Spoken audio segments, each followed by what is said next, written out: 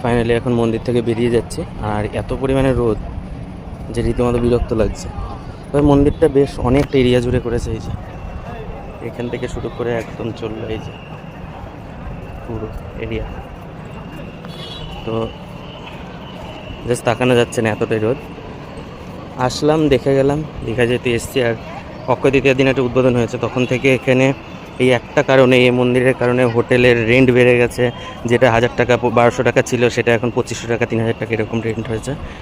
তারপরে হোটেলের কিছু কিছু হোটেলে খাবারের দাম বেড়ে গেছে, টোটোর ভাড়া বেড়ে গেছে।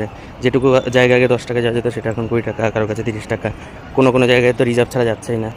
রানিং টোটো পেলে পরে 20-30 টাকা হচ্ছে, না হলে পরে রিজার্ভ ছাড়া যাচ্ছে না, যেখানে 150 টাকা চেয়ে বসছে।